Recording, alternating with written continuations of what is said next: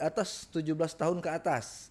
Kalau ada seniman tato yang mentato di bawah 17 tahun ke atas atau masih sekolah, itu dipastikan bukan masuk dalam kategori tukang tato profesional. Ada yang kalau yang dari Malaysia itu ada berapa yang aktif sampai sekarang ini, ada dari Malaysia itu ada. Dan mereka rutin datang ke Palembang? Datang ke Palembang. Khususnya untuk pihak kepolisian kita minta bantuannya nih, di Air Batu itu sudah mulai pembegalan di anak-anak Vespa dan motor-motor lain khususnya. Kemarin kejadian tamu dari Pasuruan itu kena begal di Air Batu, Om. Yang paling rawan ini daerah Mesuji.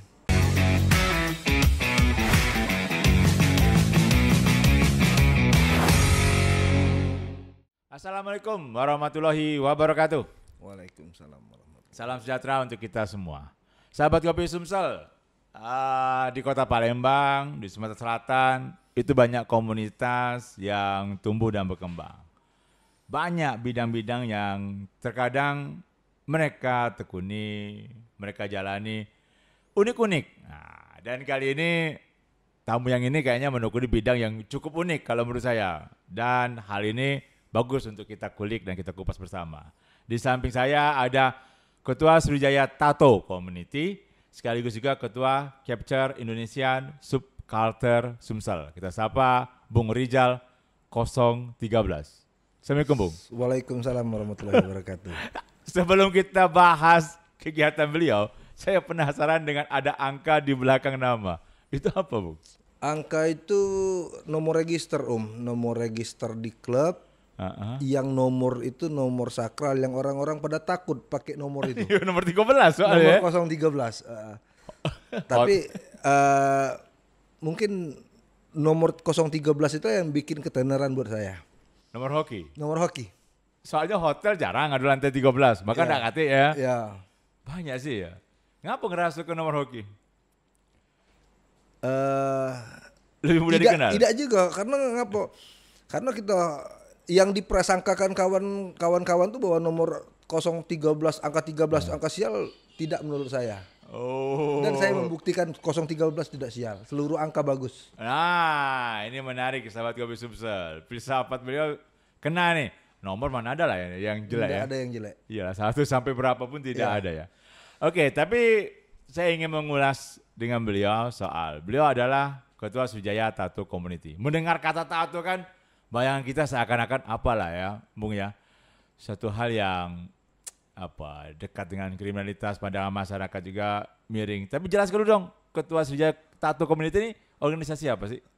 Sriwijaya Tato Community itu kita mengajak teman-teman untuk mewadahi, memfasilitasi atau memberikan arahan untuk artis tato. Kalau tukang tato itu dibilangnya artis tato. Artis tato. Oke, setuju. Pekerja seni kan artis.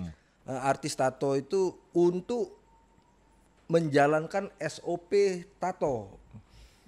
Jarum 1 kali pakai buang, tinta 1 kali tuang, itu kalau ada sisa nggak boleh diambil lagi, harus dibuang.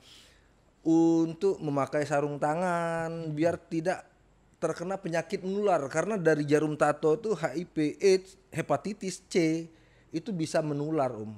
Berarti ada aturan-aturan khusus? Ada aturan khusus. Customer tato itu harus minimal sebelum ditato minimal 5 jam itu harus istirahat, nggak boleh habis bergadang ditato karena bisa ada kemungkinan pendarahan nantinya kan.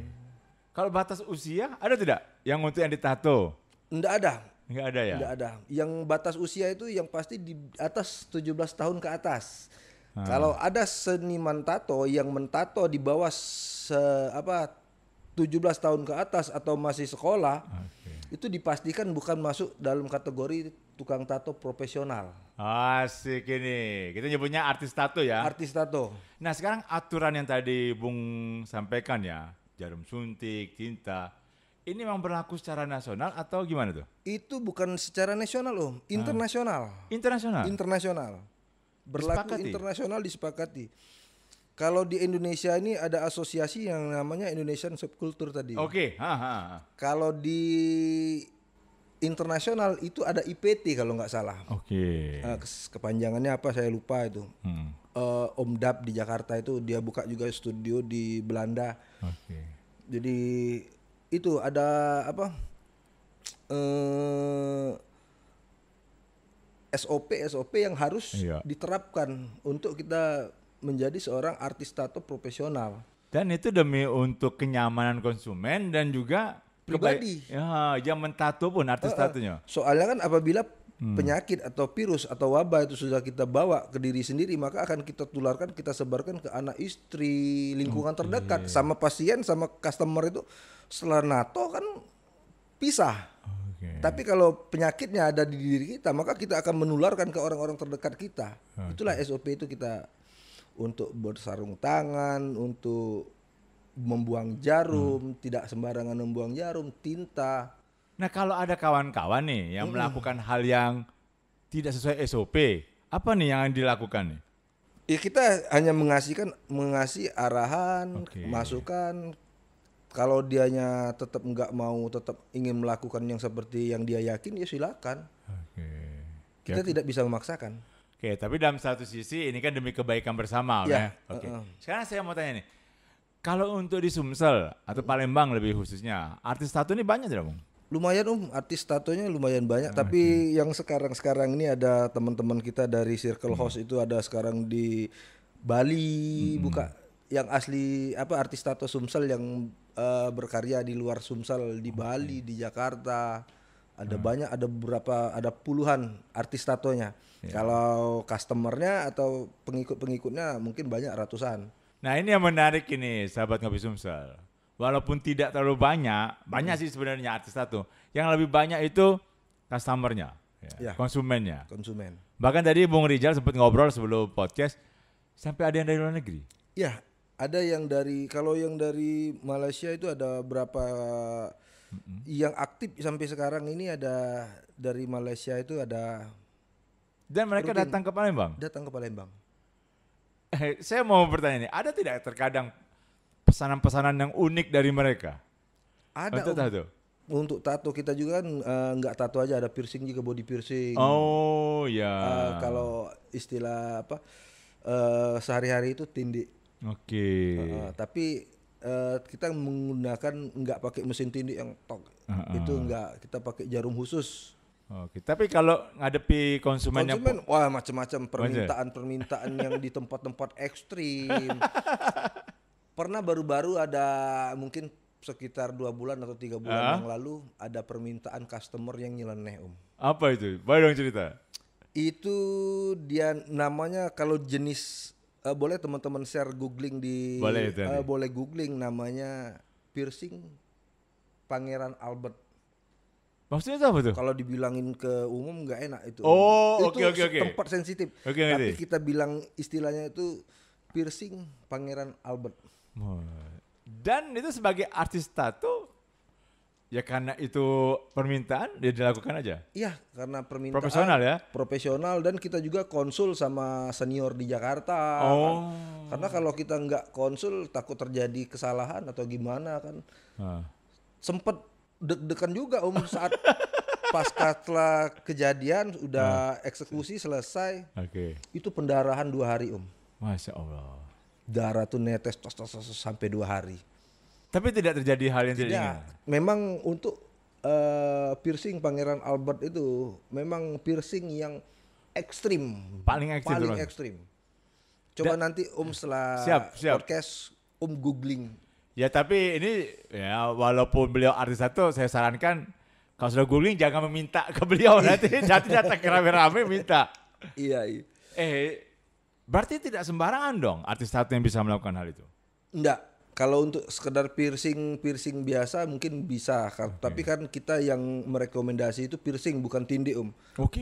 Kalau tindik jarumnya beda kan. Kita piercing, yang kita galakkan itu untuk piercing. Ada klasifikasi tidak? Yang artis ini levelnya memang tingkat kesulitannya tinggi, yang ini ada banyak ya? Beda-beda artis tato, ada yang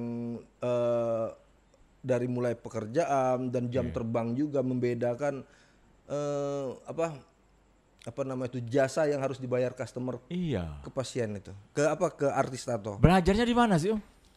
Ada yang memang belajar kalau di Sumatera ya khususnya nggak ada di Bandung, di Bali itu ada tempat belajar apa kursus-kursusnya itu kan. Untuk Oke. belajar. Ada yang teman-teman itu ikut menjadi asisten artis tato dulu. Misalnya siapa nih artis tato yang misalkan Hendrik Sunigami atau Aling Kotaisi atau siapalah di Jakarta yang lagi ngetop nih, dia ikut nanti berapa bulan, 6 bulan itu ikut jadi asisten pribadi untuk menyiapkan peralatan, perlengkapan sambil melihat proses tato itu sendiri.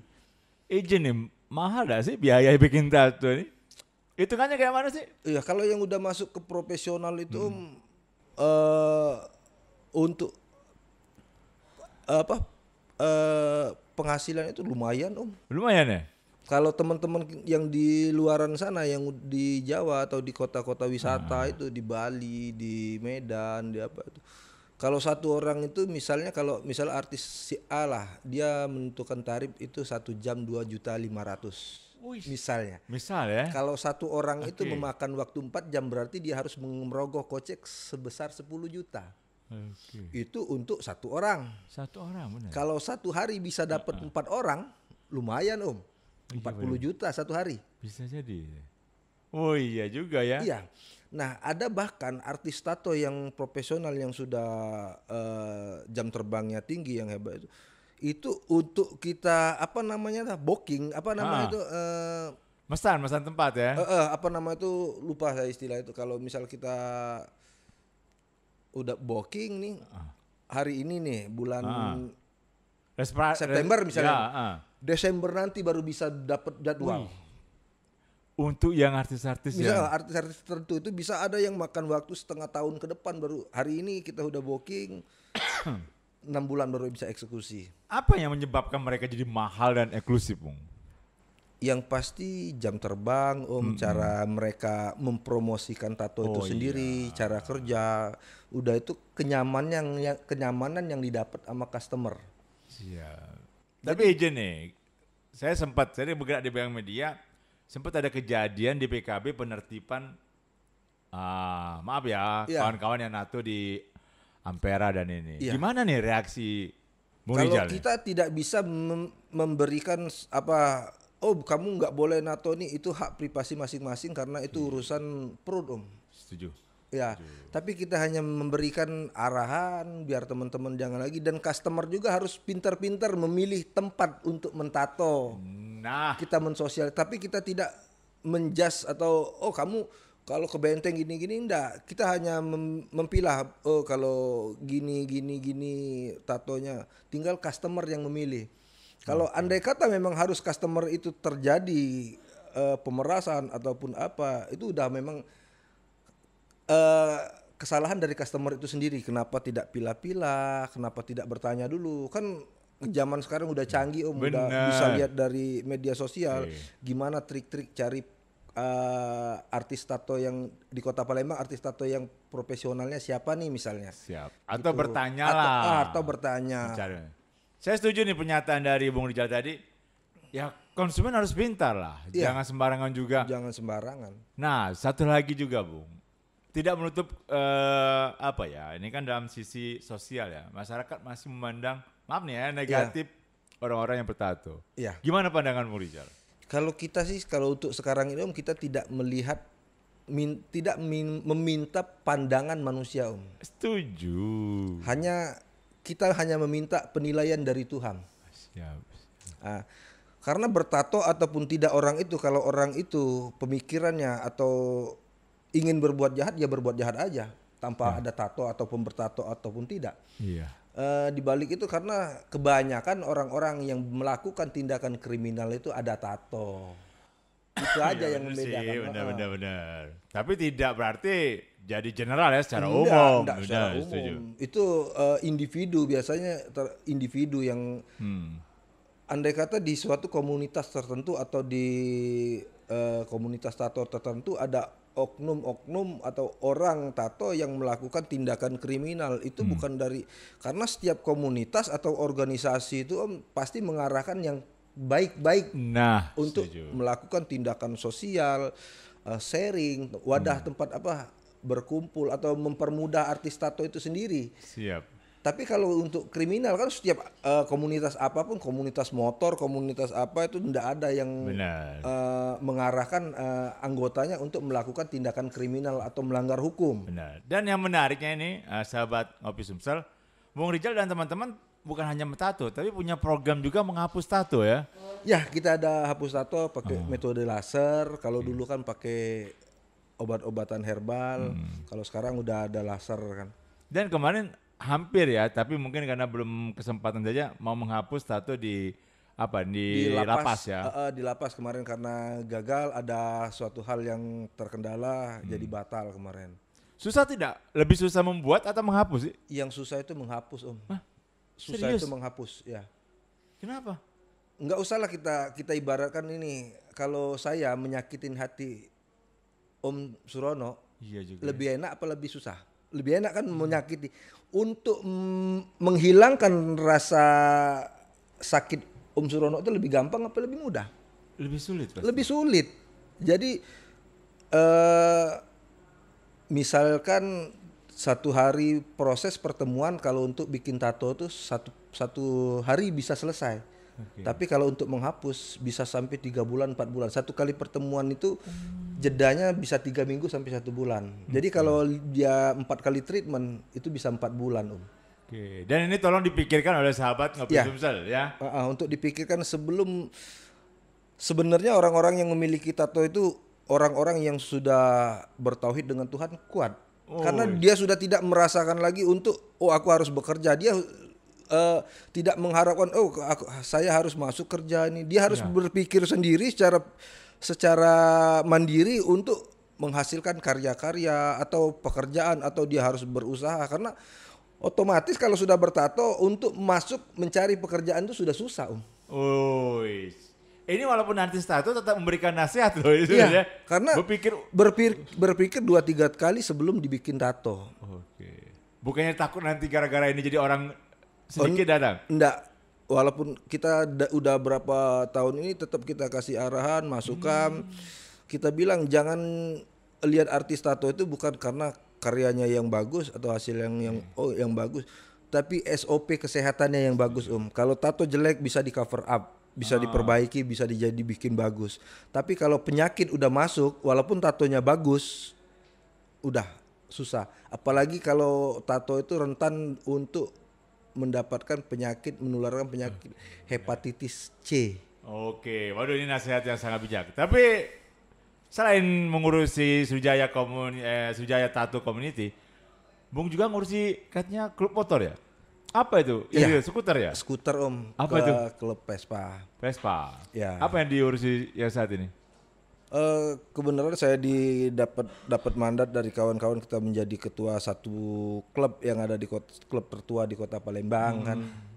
Ada mungkin di sesi lain kita akan bahas lebih lengkap. Harus ini tadi ngobrol ringan dengan Bung Rijal sebelum ke sini. Nanti kita undang kawan-kawan yang khusus kita bahas tentang klub skuter. Klub skuter, ya. Mohon diajak ke sini lah Siap, kawan-kawannya. Om, siap. Nah, tapi sedikit saja deh kita ngomong skuter, walaupun nanti akan ngundang sesepuh lah ya. Ya. Klub skuter ini nih kegiatan-kegiatannya pada umumnya apa sih? Kegiatan kita pada umumnya kegiatan sosial. Oke. Dan yang paling pasti klub skuter atau Vespa ini menampung teman-teman yang touring dari kita di Sumatera ini, pintu gerbang Sumatera, Palembang ini pintu gerbang Sumatera. Kita nampung teman yang tidak pernah kenal latar belakang apa, selagi dia bawa skuter itu kita tampung di sekret, kita sharing, ngobrol, kita jamu lah, kita bawa keliling, kita bawa ke destinasi kota, dan kita melakukan kegiatan-kegiatan positif. Misalkan kemarin waktu bencana banjir Batu Raja. Oh, yang di Oku ya benar-benar. Kita donasi, Om. Alhamdulillah. Donasi ke sana. Kemarin waktu banjir bandang di Padang, Sumbar kita donasi juga. Kita kan di klub skuter ini bukan hanya di kabupaten, kota atau provinsi, tapi itu nasional, Om. Bahkan ada tamu internasional yang kita datang. Seperti kemarin World Day di Bali itu internasional. Kemarin kita karena kalau ada masalah keributan apa itu oknum. Oknum lah. Oknum lah itu orang-orang Benar-benar. yang mau memecah belah.